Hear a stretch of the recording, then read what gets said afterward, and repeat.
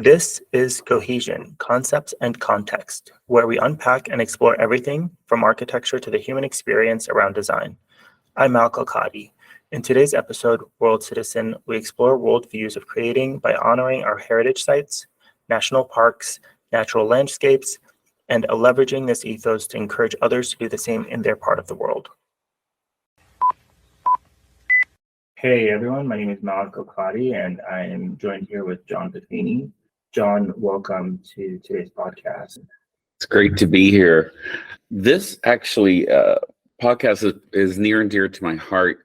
A few years ago, being born and raised in Ireland, the NBC of Ireland asked to do a documentary on our family and the hundreds of thousands of people we've coached across the country. And it was a documentary series called The Irish Tigers. And it was the concept of, people from this small island coming to America and impacting Americans in meaningful ways. And we asked them, the producers, why do they want to do this documentary about us? And they said they're fascinated with the perspective that we as Irish people from the small island bring to a larger section of the world, the audience, the American population. And it was beautifully done. It was very respectfully done. But I've never forgotten that everybody has perspective. If you look at Zaha Hadid and, her work around the world, people have perspectives from their own world, their own background, their own heritage, their own traditions. And one of the things growing up in Ireland was that our school system insisted that we go to these 1,000-year-old structures and monasteries, and they had the most amazing, what we would call here state parks, and they would envelop us in the land and the environment, and it really struck home. And so for me, in our world now, fast forward to today, and working with you and celebrating our friendship, I've got to see you do the same thing that we Irish Tigers have done, which is just to simply look at something that everybody sees, but looks at it in a different direction. For you, we've talked about you going to Petra in an early age, etc. What's your impression of these incredible state parks and Zion National Park? Yeah, I think it was like it's a mix. It's interesting because in Jordan, growing up there, I was there till I was about 9 years old or so, and we had the Dead Sea in our backyard. We had Petra in our backyard. Amazing. And we, the Wadi Rum was our playground, and the Red Sea was just, steps away from our summer house, and where we'd go and spend time in Aqaba. And I really enjoyed the mix of all of those things growing up. I didn't really know what the things were. My parents would take us there, and I appreciated Petra because that was like my first interaction with like an architectural kind of marvel or wonder, and really just soaking that in when I was like 5 or 6 years old and riding towards the treasury. I think a lot of that was the sheer scale and sense of overwhelm that kind of overtakes you when you experience something like that, and experience that reveal as you're kind of going through those slot canyons, making your way with anticipation towards this moment in time that the Nevi'im people essentially kind of curated and mapped out in a very specific and intentional way. Just showed their playing skills, the magnitude of skill set, all of those different things kind of run through your mind over time. But at first you're just kind of like overwhelmed taking in everything. And then a lot of those was through the desert landscapes. And I just really, that's all I knew. You know, it was all about, everything was red, everything was very Martian landscape like, everything was Otherworldly. yeah, it's otherworldly, but it was normal to me. You know, that was my normal. And so then coming to North America and coming to the States, it was also otherworldly in my perspective and in my eyes, because of how different everything was, and the different landscapes, and being immersed in the different landscapes, and slowly learning about state parks and national parks and how important they were to our landscape and to our society as a whole. Because really, those are the pieces that we have that have not been touched by all of our developments, and they're the most uncensored aspects of our society. They were like that hundreds and thousands of years ago. They'll continue to be like that. So in my mind, it's just this capsule of these really important spaces that we have to take care of and really get to appreciate and learn from, because they haven't been touched. And I think that there's something really beautiful about that and their natural beauty. And something that's interesting to me, you know, with you being Jordanian and I being Irish, and we have these very ancient places that we've grown up with. I didn't think about it until later, is that the places that we have visited to look for, you know, inspiration. One of the things I found very interesting is how Sarah Brecht Branner has this very famous saying that says, "Let the space speak to you." And we would go to these incredible viewpoints, and we wouldn't take out our phone or we wouldn't take out our camera. We would literally absorb it.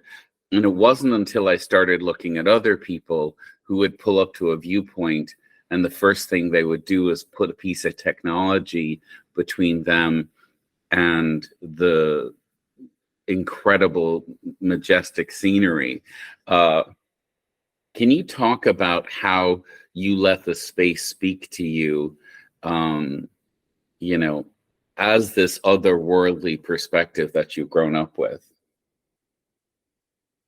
I think there's so many elements that come into play, because you really got to take in the context of where you're at, how things were done, especially if like a space has so much history. And space, I mean, as in like just the overall environment and the landscape of everything, and how you're trying to kind of jump in. It's kind of like a game of double dutch, you know, everybody's going and then you have to figure out kind of when is the right time to jump in. How do you jump in? How do you integrate yourself?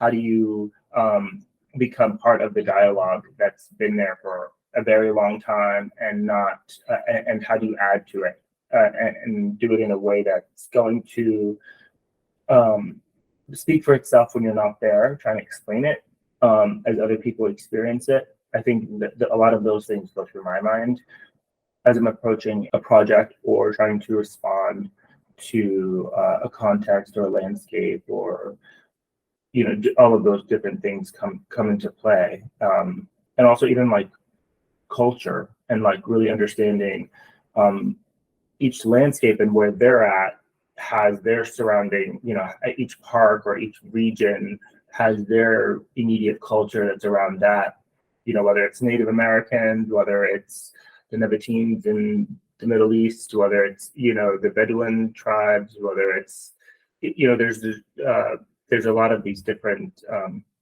factors that come into play, and how you take them into account and respond to them effectively, I think makes a big difference on the vocabulary of a building, or even a designing of a space.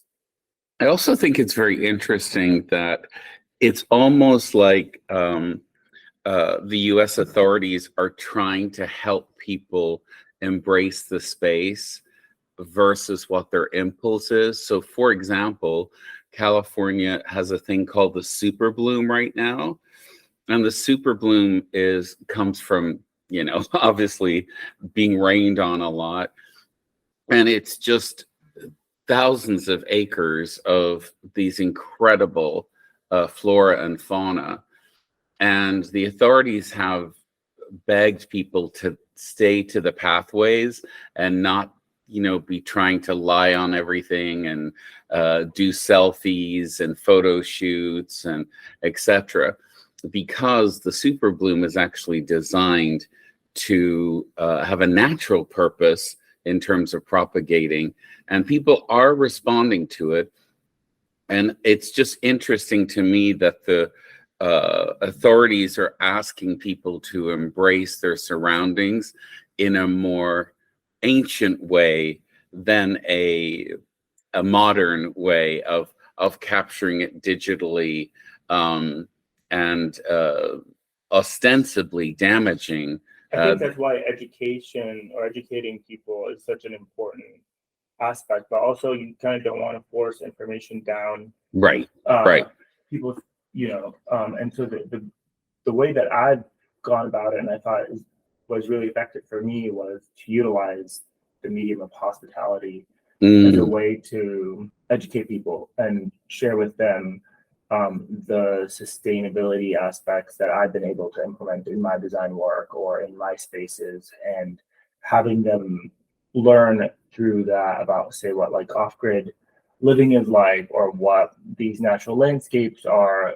They're done in a way that is so subtle, and it's more about the experience and how they're integrated into the experience, and becomes more of an aha moment versus like, here, you can't do this, you can't do that. It just doesn't really, is not as effective. And so I think the way of using that as an icebreaker, using education to expose people's mindsets to the importance of certain events that happen in the landscapes, and doing that in a fun way while they're spending a weekend away and they're trying to disconnect from their day-to-day life, and they're really just trying to embrace being out in the landscape but also being informed at the same time, I think is so important, because you're able to kind of curate this experience through the circulation of space and how you're navigating different aspects of a space, and what are important things that you can mention about that experience and what they're doing there and how they're getting that electricity, or how they're navigating through that passive design, and how the space is cooling and heating itself, and all of those different elements come into play, and you kind of give them like little tidbits. I think it also starts to paint like a bigger picture, and people can take it at face value. People can dive into it deeper if they wanted to. I think all of those things come into play, and education, it really comes down to that, and to communication about how to relay that to the people in general. I'd love you to expound on this, but one of the things that your properties and your designs have in common is to look out and to look up.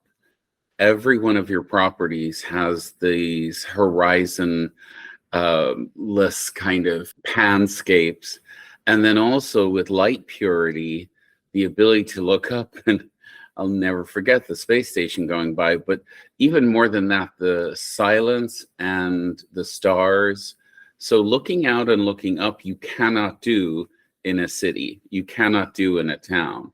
And yet one of the commonalities that you bring into the perspective is to look out and to look up. Well, I think you can look out and look up in the city. You're just not going to get the same effect when you are out near these natural landscapes and out kind of away from all the light pollution. And I think that's where the power of storytelling people through landscapes, and it becomes really important, whether it is here in the United States or across borders or in different cultures. I mean, if you just look at all of the different heritage sites around the world, there's something to always do with the North Star and astrology and sun coming up, and the sunrise and the sunset and the equinoxes, and how that all plays with how the light hits different structures and stuff. Like there's a common thread across the board that I think will never go away, as long as the stars are above our heads and all of these natural landscapes are blooming and doing what they do best, and we don't get in the way and interfere with that process. I think that's always something that we could continue to explore and learn from, and continue to have that that aspect of storytelling, because it's a great way of communicating. It's a great way of teaching younger generations, but also informing yourself about how you can respond to things in your own environment. So taking that experience, the educational aspect of that experience through the spaces that, for example, that I design, and hopefully people can take that into their own homes and figure out how they can apply it in their own filter to make maybe a small bit of impact or change in their day-to-day life that can eventually add to the greater good. I think those are Speaking of the greater good, you have a natural focus on the future and on the bigger picture. We have global issues coming on. We've got climate change coming on. We have people who are having to move away from their settings, impoverished people, people looking for human dignity, simple human rights. Can you talk on one of your long-term desires to impact these people around the world? I think it's to make everybody feel, at the end of the day, people want to have, they want to seek shelter, they want to have food, and they want to feel safe, and they want to be able to prosper and grow, because I think we all want the same things. We all intuitively, I think we all want to be happy. We all want to be able to connect with one another. We're social creatures, and whether you're coming from a country that's coming from war or a country that's developing, I think everybody across the board wants to belong and wants to have a fair chance in succeeding and growing and become, be the best that they can be. I think that's what's so great about the opportunity to be able to migrate to the States and be able to do what I do here and honor my roots at the same time. I think that is a powerful thing, and to be able to do that with staying in tune with where I came from and the history and the heritage that comes from that region and that part of the world, essentially kind of is like the epicenter of so much of the culture and so much of the origin of people and global society and all of these different parts of our civilization today. It's also interesting to me that some of your simpler designs that are transportable or duplicatable, you've had response from very, very opposite parts of the world interested in your designs. What's something you'd like to see people respond to when it comes to these simple shelters or these simple designs that you have? What would you like them to experience?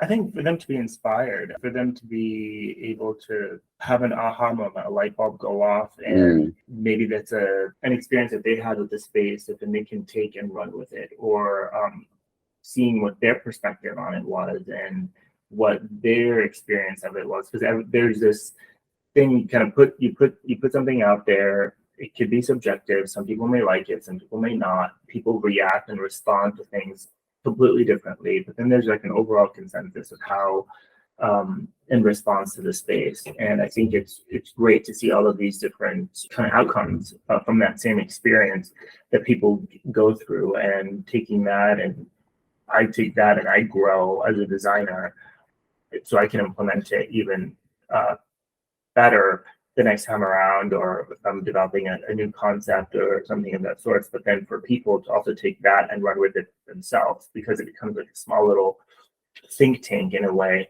of all of these different experiences happening, and education and communication, is kind of the main forms of communication through that experience.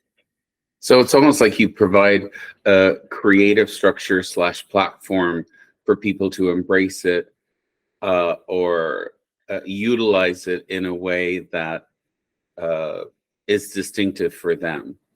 Yeah, pretty much. I think that, and then using that, using those mediums, those architecture spaces as a medium to continue that dialogue while being having the background or the backdrop of a national park or a beautiful landscape or heritage site or near it, as this grounding point to that experience. I think that's to me becomes very exciting because you're becoming an extension of something that has so much history and so much culture and so much life to it that has occurred before we were all even here, and it will continue to evolve over time. And I think that to me that's really exciting because every part of the world will have something completely different and a completely different landscape, and being able to respond to that specific context and that specific site and that specific culture makes it that much more appealing to integrate into it versus just having a canvas of a copy and paste method. One of your major projects out in the Mojave Joshua Tree area, it reminds me of it's super modern, but also very ancient, Middle Eastern kind of last the test of time, can endure the elements. It's like this multilingualism of taking California, Florida, America, and then Jordanian aesthetics and putting them together. But I am so struck with how these buildings will be around long after I take my last breath on this planet. Do you want to talk about how you've infused that multilingualism that is so common for you? You've taken this globalized perspective and put it into designs, the space, the architectural experience. Do you want to elaborate on that a little bit? Because it's very unusual. Yeah, I think it goes back to the context again, and how you're responding to the space and environment. And to me, that came naturally with that project and working through that project and how to deal with things like the heat and the cooling and the passive design and creature comforts, having the space be a medium to invite people in, but then push them out to the outdoors, because the whole point is to be outside and to reconnect with that natural environment that's around those structures. And so I think a lot of that was super important to me, and just the simple aspects of how you enter, how you move through the space. Everything is very minimal and not complicated visually as you move through the space and experience it. But the fact that they are poured in place and they will not be going anywhere, I think that was something that's so great when it comes to the thermal barriers with the walls and the way the layout of the spaces are. It all plays such a big role, even with like the portal on the second floor, the metamorphosis of the first prototype, and just the way that it allows you to experience that segment of airspace. And the stars above is quite magnificent in the zero light pollution atmosphere that's there. It's also interesting to me that you can take technology and make it beautiful, whether it's a solar structure or a solar skin on a barn on this farm. But what's interesting to me is that on some of your projects, the sellers of the land wanted you to return, a good 50% of this land to its original state, that the Mayflower could have discovered. What do you think the importance of technology in making a space functional while honoring, restoring the land around it to its original space, the original authenticity? I mean, technology, I think overall is, as a construction industry, I feel like we still struggle a lot as a whole for the entire industry to catch up on the build aspects of things. I feel like there are other industries that are way ahead of the construction industry. I do think technology has definitely, the digital aspects of the different softwares has really helped propel the design and collaboration aspects to a project. It's definitely made it more global and more interconnected, and you're able to have various types of resources from all over the world just being over the internet, and having a quick Google chat with someone or a quick Zoom call about informing yourself on different aspects of a project that wasn't necessarily that readily available before. So I think it allows us to deal with less of the logistics and focus more on the design and having more resources at hand to make more informed decisions. I think those are all, really great aspects. I do think, though, as a industry as a whole, there's still a long ways to go in regards to really streamlining that build process and how to be more sustainable and more efficient when it comes to a build and the carbon footprint that each construction site plays a role into, and how to do that in the most efficient way possible. And technology, I think, will definitely help us with that, and has been. It's just more on how to apply it to the masses. I think it will be really something that will continue to develop in the coming years for sure. It's in Ireland, we have a thing called Shanachty, which is Gaelic for storyteller. And if you think about it, in the 17th century, we weren't traveling very much. We were sitting around fireplaces at 8 o'clock at nighttime and recounting our lives or days, or we were telling fanciful tales. And it reminds me almost of the Bedouin culture of where they gather at nighttime to recount stories and tales.